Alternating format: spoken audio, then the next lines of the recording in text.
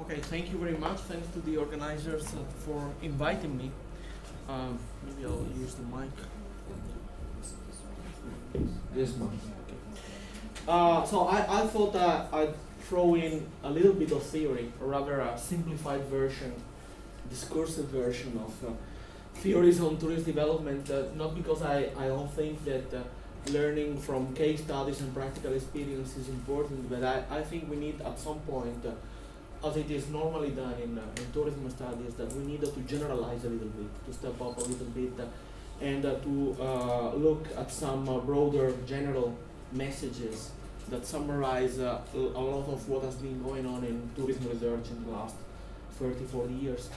And I will introduce a small story of how destinations emerge, develop, and reach maturity. And then I will focus especially on this maturity stage, which is probably a different context from that in which some of you are developing their project. But I think it's possibly the most problematic moment in the life cycle of a destination, in which to start new ideas, new projects, to revision your destinations, and which demands a great effort from the actors in a tourist destination to, as I'm another concept that I'm throwing in my presentation, to innovate in very different ways, the way in which these destinations are carried through this stage of maturity. So to make things very simple and easy, how does a destination start being a destination? I place this aspect at the beginning of any type of tourist project. A destination is the result of a community living in a place, caring for its landscape, valorizing its landscapes, making it attractive to other people, being aware of the fact that what you have in your community, that what you do, that the places you walk around, you work, you live every day, have universal value that is not only for the members of the community, but have to be valuable for the members of the community. This is how many places have started out of self-confidence, of self-awareness that this is an attractive place to be also attractive for other people. And in accounts of tourism development, there is a critical moment in which destination places are discovered by other people that are not living there. They are discovered, the story of the history, modern history of tourism says that there are groups of pioneers coming from nearby cities who are finding nice spots to relax, to spend weekends, or there are colonies of artists in the 60s discovering the Mediterranean coast and popularizing these places. But what matters the most is that at this stage, this exploration stage, the place is not yet a destination. Destination becomes a destination when there's infrastructure development and service development, when there is economic activity that is specifically dedicated to accommodate visitors. And generally, in most cases, especially in the first world, so-called, this is the initiative of local capital, local people, local, especially middle classes, who see that there is a business potential in transforming some of the assets that they generally use for themselves as livelihoods, as dining places, as public space, in order to accommodate tourist users. So there is an effort from the community to say, okay, we are hosting people for a few hours, or they sleep in tents, so why not transform some houses that we don't use anymore in hotels and accommodation, why not develop dedicated infrastructures and roads and public space and amenities, especially for tourist use. So this is the critical moment in which actually destination starts to develop as such. The next critical point in the process, and probably the most popular in terms of how destinations have started to be what they are known for, is the idea that until this moment, basically, development of destination is to accommodate existing demand that you can anticipate. So it's a development led by demand. At a certain moment, if this works, if the destination is attractive, if it can host visitors, there is a switch in this model.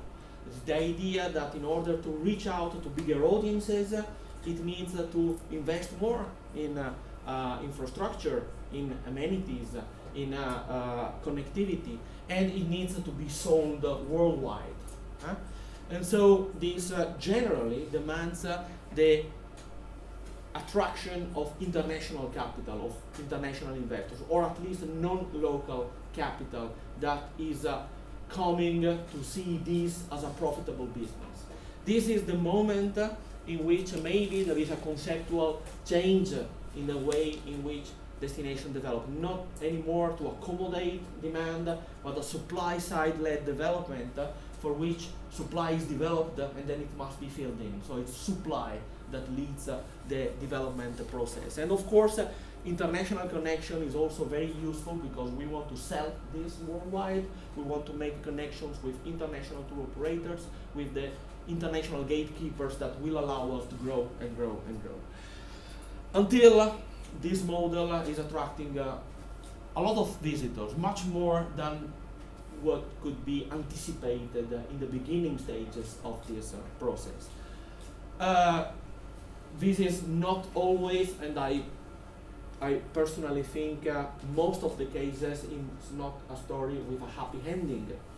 And there are a number of very critical issues in this sequence of stages, which those of you who know tourism studies or have a formation in that know very well from very popular models, very popular accounts of how tourist destinations have developed.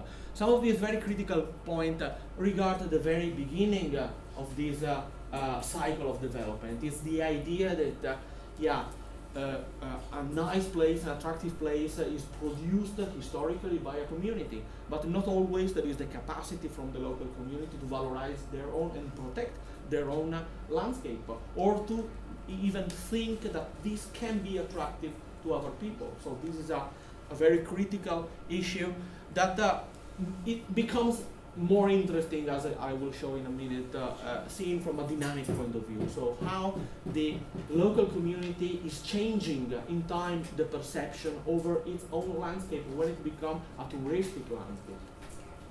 Second very critical point, is there a local capacity to, at least in the beginning stages of this destination development process, decide how our destination should be, and to keep the control over the development of the destination. Of course, those of you who work in developing countries know very well that this is a very critical issue, and much of the developing world has been growing as tourist destination, totally out of the control and of the ambition, outside of the ambition of the local communities. They could be recuperated at a later stage as active stakeholders, but think Caribbean, think Pacific, think Southeast Asia, the involvement as capitalists, as entrepreneurs in managing the most important sides of the tourist operations in a place has been totally sidestepped by international companies. And another very critical point are the objectives, the ambition, the interests of those international tour operators that are helping destinations get out from a local level and become international operations, are totally compatible with those of the local community. We have heard a lot of virtuous examples in these days of cases in which, yes, there is at least an effort to make these ambitions compatible with that of a sustainable development of the local community, but it's not always like that. In my research, I focus very much, for instance, on the idea that international stakeholders in tourism are not local citizens. They don't vote. They are not part of a democratic process taking place in local destination, at destination level. They are sometimes not even taxpayers in those places. So it's very hard to commit them to the range of rights and duties to which the local citizens are subject out of law, out of regulation, out even of self-awareness of being part of a community. And finally, the other very important aspect of this model is that it's endogenous, is an evolutionary model by which the growing number of visitors, which everybody knows is having an impact on the local community. And this impact may also mean, and in a certain number of cases of mature destination means that this connection that the local community has with its own landscape, with its own set of amenities, is changing over time. Overcrowded destination, a community of an overcrowded destination doesn't have the same capacity, the same type of citizenship, the same relation to the landscape that it has at initial stages of this process. For many reasons, we know from, again, from production of science in tourism, that the local community may become adverse to tourism. They may start to be nasty to tourism. They may start to develop a very commercial attitude towards visitors.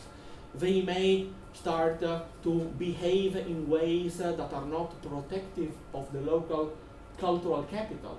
And they may, and this is the most important thing for the type of research they do, they may just not be community anymore. They may just decide to go to live somewhere else.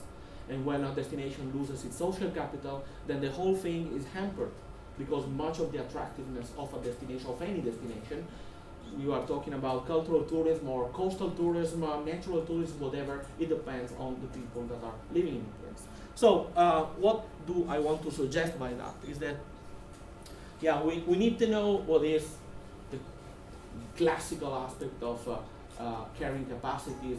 I want to make sure that you understand that carrying capacity is not just a technical calculation. It's the level of tourism activity in a place which is compatible with the idea that the community continues to care for its landscape and continues to keep a place attractive for visitors. I'm focusing, as I said before, on mature destinations because not only I work in a mature destination, and we work very closely as a university with the local tourism sector, because I come from the most mature tour. I'm born and I have lived for many years in the most mature destination in the world, which is the city of Venice, and I live now in Barcelona, which used to be the hottest spot in the world for tourism until I would say a few years ago, and now it's becoming just like Venice, a place flooded with tourism where nothing interesting is happening anymore.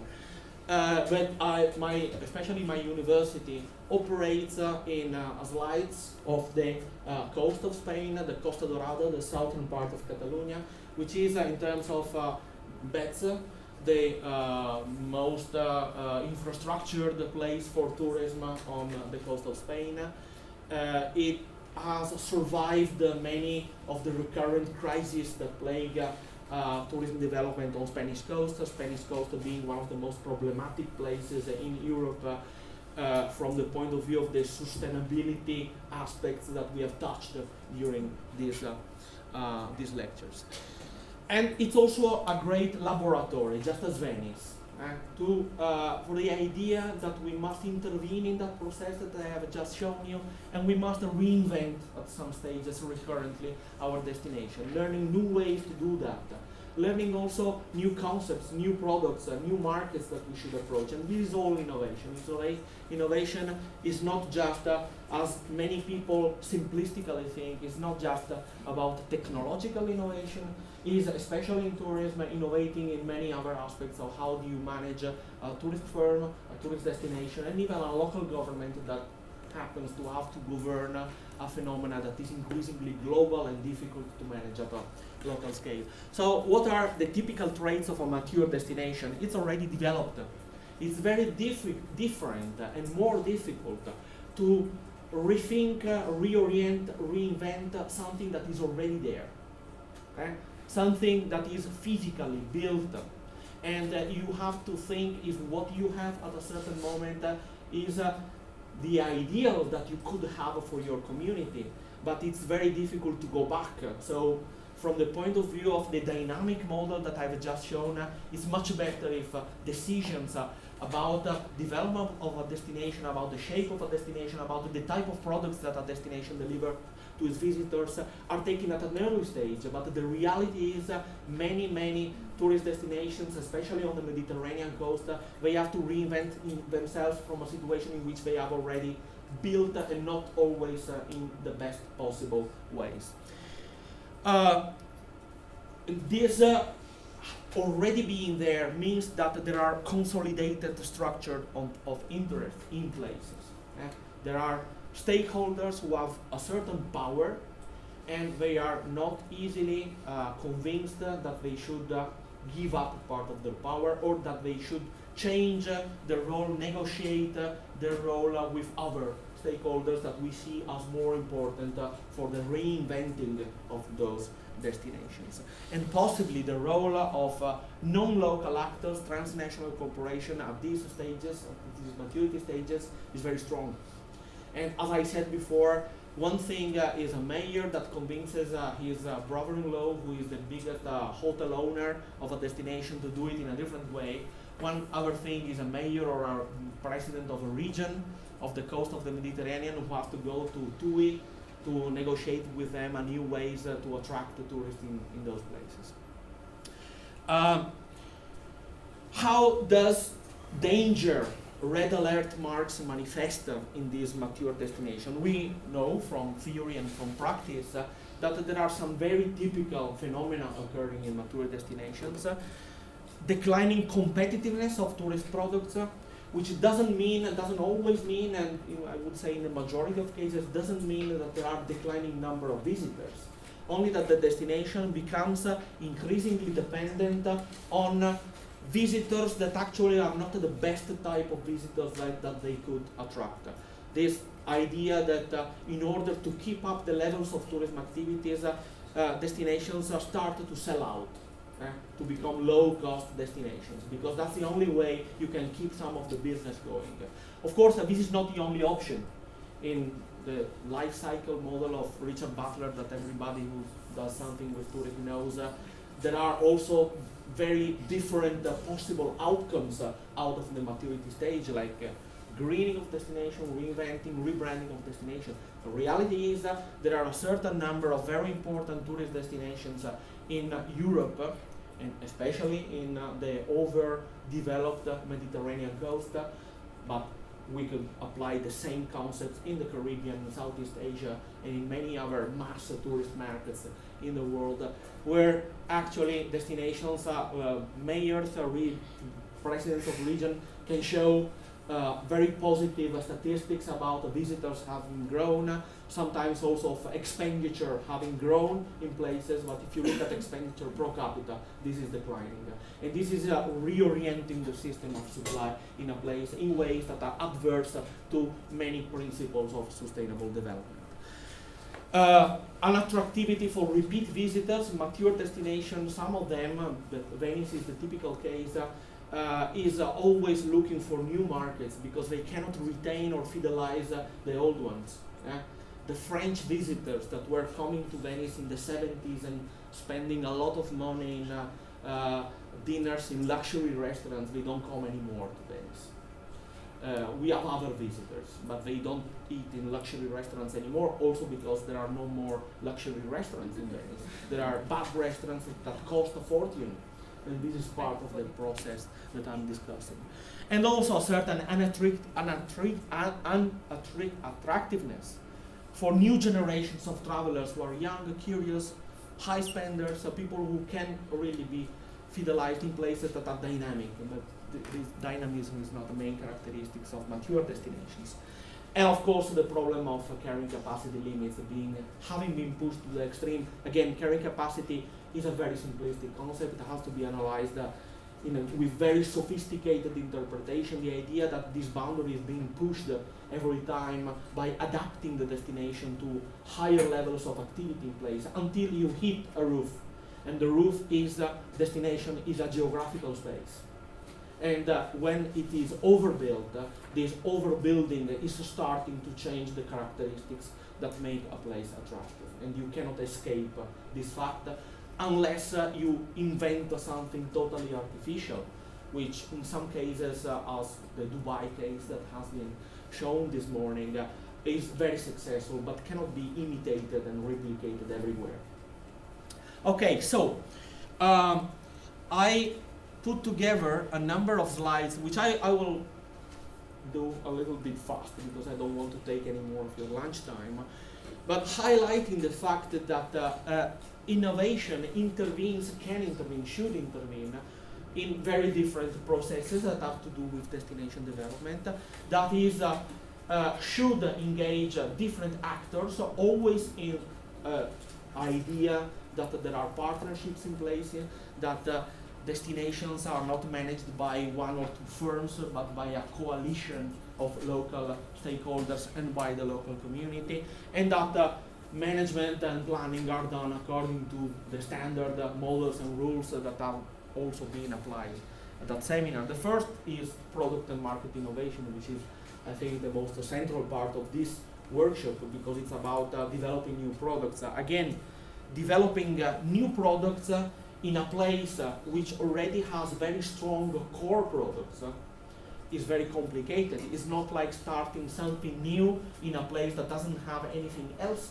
It's about opening up a small niche in an overcrowded, competitive environment where you think that your new products have a chance to do something new and good for the destination. Out of self-interest, we cannot lose that from sight, but producing important external benefits for the local community in a dynamic sense. So it's all about having an overall idea of diversification, differentiation, and intervening in the value chain. But then again, who is responsible for advancing this product innovation? The firms, but I would say, as I suggested in one of my answers, questions yesterday, is the DMOs, the Destination Management Organization, which have a very important role in identifying what are the market niches that could be filled by a new generation of entrepreneurs or stakeholders intervening in a destination. And of course, these new stakeholders have to be committed around this project. They have to establish strategic alliances, but I'm just probably repeating some of the stuff that has already been mentioned by other lecturers in these days. The idea that at this point a destination has to be able, has to have the capacity, at least to a certain extent, to leave behind some of what it already has, to deprogram itself from core products that are losing their competitive edge and to look for alternatives. This is very difficult. The value chain upgrading and all the theory and the practice that goes with it is a very important instrument to look at, to intervene from this point of view. And formation is very important. Formation carried out at destination level to train new generation of entrepreneurs. Sometimes we call these lifestyle entrepreneurs, people who do things for a living, and this is actually a tourist product that can be offered to international markets if we capacitate, if we empower people, just reorienting their field of action to international visitors, for instance. Planning innovation. This is more about the shape, the form the shape, the form, the physical aspect of our destination. Again, very difficult to de-plan a destination when it's already planned. I know of one single case, famous case in Europe, when actions were actually taken to bring down what they had and rebuild, which is the famous case of Calvià in Mallorca and the Balearic Island, doing local Agenda 21 in the 90s and deciding that the type of destination was not physically apt to enter a new stage of development with more sustainable impacts, and they started to actually tear down big towers on the beach and rebuild it on a more human scale. Sometimes this is the result of catastrophic occurrences. There is a tsunami, there is an earthquake, and so there is a war, like in the coast of former Yugoslavia, and then you have to redo it, and you have an opportunity to redo it. When you don't have a tsunami, this is more complicated, of course. You have to see if it's interesting and useful for you to fill all the spaces left, or to imagine a new way to green your destination, to reorganize tourism practices in space, to rethink the value of public space, public facilities, the beach as public space, the heritage as a convergence of very different interests and narratives on places, and the system of accessibility. We touched upon the issue of accessibility in these lectures, both internal and external accessibility. The whole idea that the places, destinations are nexus of different mobilities, and that the tourist mobility has to coexist together with the mobility of residents and workers, and this also requires an intervention on mobility systems. I'm going faster through the last 3 slides. Management innovation. This is about how to make a tourism system work in a different way, also require a big amount of innovation in principle, in organizational principle, in concepts like enforcing, using user pays principle in order to tax people that are not normally taxed for using a place, visitors, in order to give back to the local community some of the benefits that the tourism industry creates and that are generally leaking out of destinations. This is where technology can be of very big importance, both in reorganizing the back office function along the value chain of tourism at local level, and in terms of having a better interface between place and visitors, enhancing experiences, guiding visitors, and also allowing visitors to become more protagonists of the construction of tourist experiences. So there is a very big production in the last years of using IT in smart ways to improve visitor experiences, but this also extends to all levels of the communities that are directly or indirectly engaged in tourism production. And finally, well, not finally, marketing innovation, not losing any time in this, but sell our destination to new people in new and better ways. And again, I see a very important role of research in this, and I should highlight again and again that research institution and university should be part of the governance system of a destination. They should be active actors, not only in responding to the demand from local government and local firms, but also take the initiative in suggesting to the local community. That's what we do with our university. Hey, you should do it in a different way. And we can give you the evidence, the information, the data that will allow you to change your path.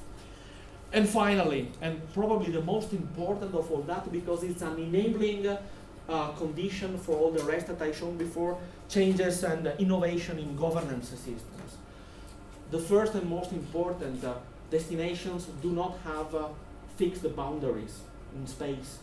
They are not administrative entities. They are spanning out diverse territories, and unless all the political stakeholders of those territories are committed to a single project, to a unique project, otherwise governance won't work. Governance cannot be done by a state that has to cater for a small destination. It sometimes cannot be done at a regional scale, because it's very much about a destination playing against and not in synergy with its region. Case of Venice.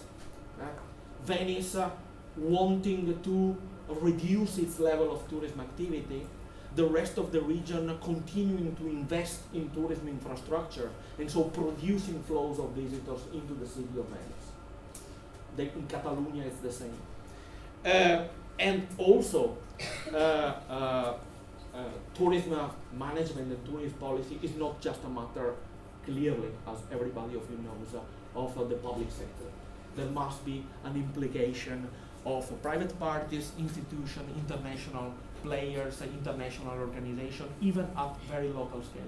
So when I heard here very inspiring stories from UNWTO, from the European Commission, from the European Travel Commission, I'm always very concerned that these very good principles, they really trickle down to the very local level. So the approach that you have been showing about building a bottom-up structure of of indicators that are useful for governance in the end.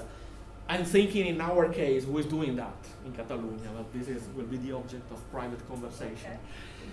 So this is it. I didn't, as you've seen, I haven't shown you nice pictures of places that can relate to this type of information.